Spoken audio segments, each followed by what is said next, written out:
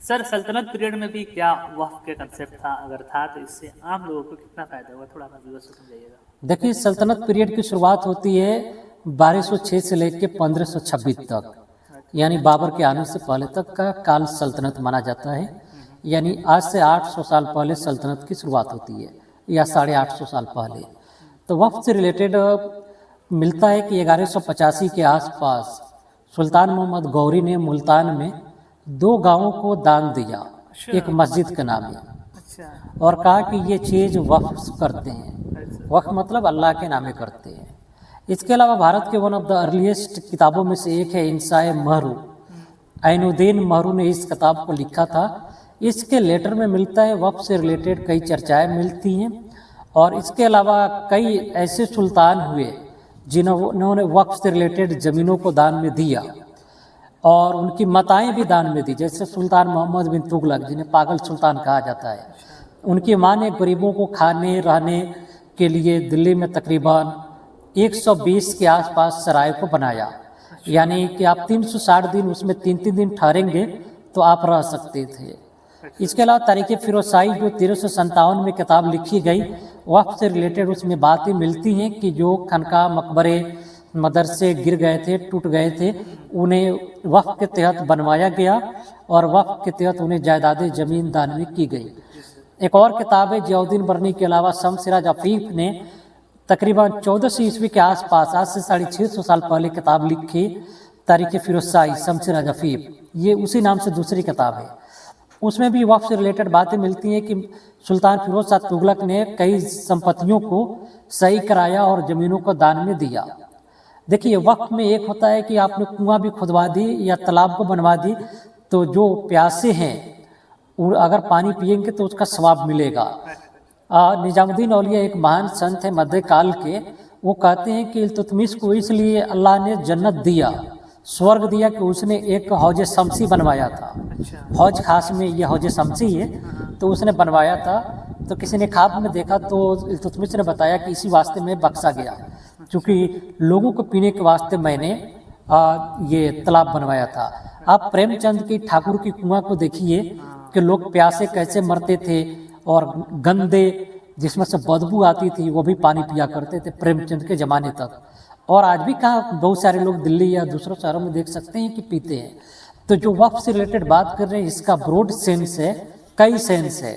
इसके अलावा सल्तनत में ही एक सुल्तान हुए शेरशाह, जिन्होंने 1540 और 45 के बीच में फरमान जारी किया कि एवरी गांव में मुसलमानों के लिए वक्फ होगा और हिंदुओं के लिए वक्फ की ज़मीनें होंगी, और हिंदुओं के लिए उनके बच्चे पढ़ सकें 5 मेंबर होंगे, और मुसलमानों के भी बच्चे पढ़ सकें उसमें 5 मेंबर होंगे, और अपना अफेयर अलग अलग देखेंगे। ये आप समझिए, इंटरमिंगलिंग उसमें मिक्सचर नहीं किया जा रहा है, बल्कि उनको अलग अलग दिया जा रहा है, ताकि वे अपने अपने रीति रिवाज के तहत अपने बच्चों को पढ़ा सकें और अपने अपने धर्म पर कायम रह सकें। जो ब्राह्मण धर्म के फॉलोअर हैं वो अपनी ब्राह्मण धर्म को मानते रहें, जो इस्लाम धर्म के यानी मुसलमानी धर्म के फॉलोअर हैं उसे मान सके। इसके अलावा और भी कई किताबें हैं जिसको मदरसा, खनका, सराय, मकबरा, रेस्ट हाउस, गेस्ट हाउस, उस समय जो भी बनाए जाते थे, सड़कें, सड़कों के किनारे पेड़ लगा देना, ये सब वक्फ के तहत आता था। लेकिन प्रोफेसर इरफान हबीब की the Cambridge economic of history है, हिस्ट्री ऑफ इंडिया है, तो उसमें उन्होंने खनका, मदरसा, मस्जिद, सराय को वक्फ के तहत उन्होंने माना है। तो वक्फ की कई किस्में हैं। इसके अलावा हम पाएँ तो दरगाहों में लंगर चलाए जाते थे, जहाँ भारत में जिन इंसानों को इंसान नहीं माना जाता था, अब डॉक्टर अम्बेडकर को पढ़िए, आज भी देखते होंगे कि किसी ने कुछ मटका छू दिया या बर्तन छू दी तो फेंक दिया गया और उसे जान से मार दिया गया।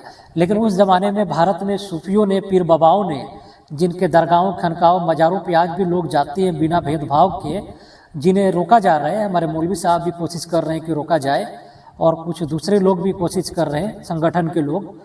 ये वो जगह थी जहाँ गरीबों को मुफ्त में खाना मिलता था, दुआएं मिलती थी, ताबीज़ मिलते थे, दवाएं मिलती थी, और कुछ पीर बाबा लोग तो डॉक्टर भी होते थे, तो वे लोग दवाएं भी देते थे। ये सारे मुफ्त में हुआ करते थे।